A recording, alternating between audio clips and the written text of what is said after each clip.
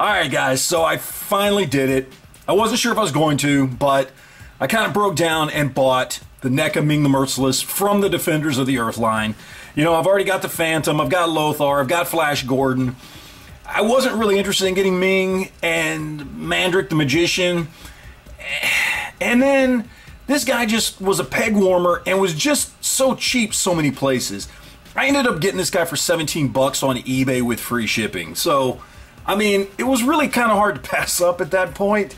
I mean, that's practically half price. I mean, it is half price of what these things cost at retail. So, I went ahead and I picked the guy up.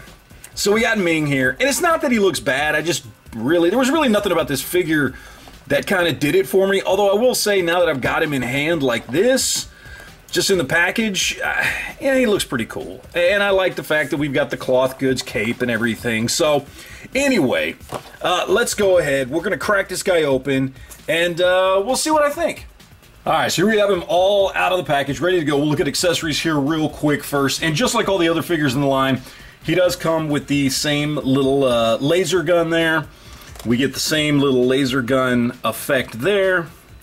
And then the smaller one right there. So those are all the same. He also does come with an alternative trigger finger there for his left hand. And of course he comes with a sword that is very nicely painted. We got some purple trim on there, a little black, a little gold. Got some sort of red jewel there on the end of the sword. Looks nice. And then of course we get his staff. And his staff looks really good, nicely painted, a little red there, a little gold. Up at the top here we've got some gold, purple, this kind of translucent plastic back here. Looks really, really nice. They did a really good job on the accessories. And also, one thing I will say for the gun here, unlike the other ones, this actually has some like blue reflective paint on it in some spots. I don't know how well you guys can see that, but it actually like has some different colors. So it's molded in black with some of this kind of blue reflective stuff on it. Nicer than the other ones that actually came with some of the other figures. So anyway, those are the accessories we've got here. Let's take a look at the figure itself. And I do got to be honest here, now that I've got the figure in hand, it's pretty nice. I got to admit it is pretty nice. It's not as nice as the Lothar figure was, but it's got better sculpt and detail and paint and everything than either the Flash Gordon or the Phantom figure did. And you know, you've got the extra pieces here and up here. You've got some stuff molded into the sculpt there on the arms. Obviously we've got some cool hands there.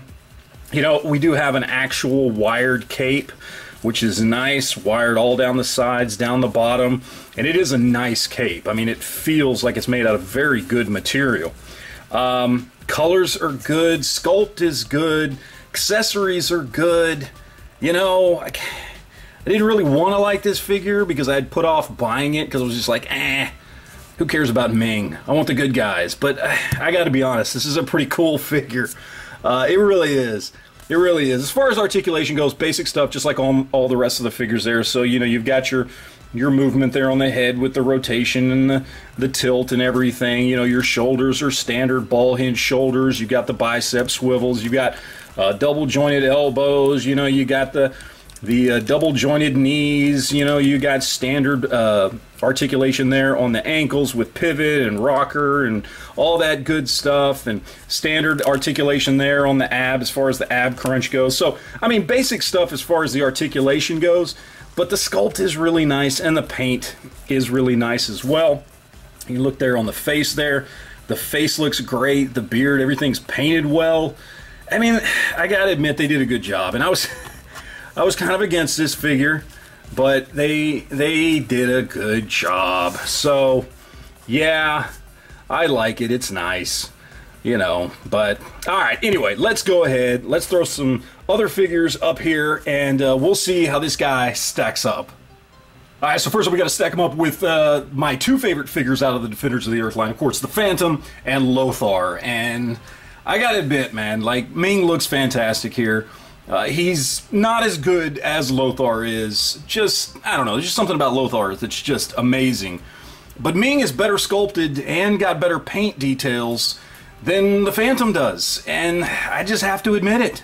I have to admit it. So yeah, he looks great here.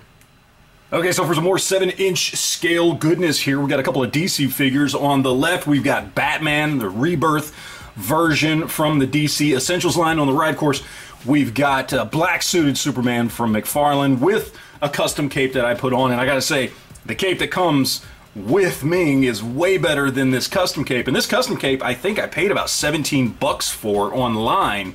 And the one that comes with Ming, which I only paid $17 for the whole figure, is way better than that cape. And either way, I mean, as far as stature and just everything across the board, Ming is by far the best sculpted and best detailed here as far as paint apps go between the three. So far, definitely a winner.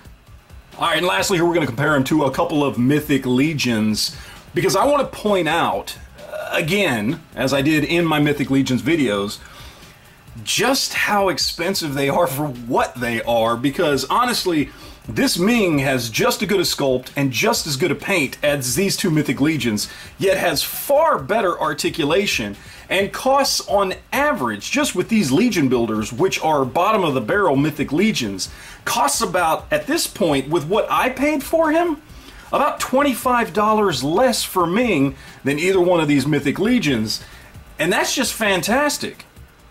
Alright, so all left to talk about here is going to be the price, and this guy retails for about 30 bucks if you go to Target or wherever to pick him up. Now, obviously, as I said at the beginning of the video, I paid 17 bucks for him, and I see him going for $20 all the time online on places like eBay with free shipping. So you don't have to pay that $30 retail price, but let's just, from the perspective of, let's say you can't find him for anything but retail, is he worth $30? And honestly, after getting him in hand, I gotta say yeah. Because he's got great sculpt, great paint, great articulation. He's, in my opinion, the second best figure in the line after Lothar. Yeah, he's worth full retail price. I gotta be honest here. I didn't think that I would be where I'm at right now with my opinion on this. I didn't think I would be recommending this, but yeah, he's worth full retail. And the fact that you can get him way cheaper than that. You can find this guy on eBay all day long for about 20 bucks. So definitely worth that price. Look, if you've been looking for a good figure with good sculpt, good paint, great articulation, like, this is kind of a steal right now, because now that I got it in hand, yeah, I'm really digging this guy. I'm honestly very glad that I got him. I was very hesitant. I kind of just got him because I had 3 others in the line, and now I'm really impressed by this guy. And this actually makes me a little more excited for going out and picking up Mandrake, because if this figure, which I was convinced was going to be my least favorite, is now my second favorite in the line, there might be hope for Mandrake yet. So anyway, I guess we'll just have to wait and see. All right, guys, that's it. That's my opinion. Hope you enjoyed it. Thanks for watching, as always, and we'll talk to you guys later.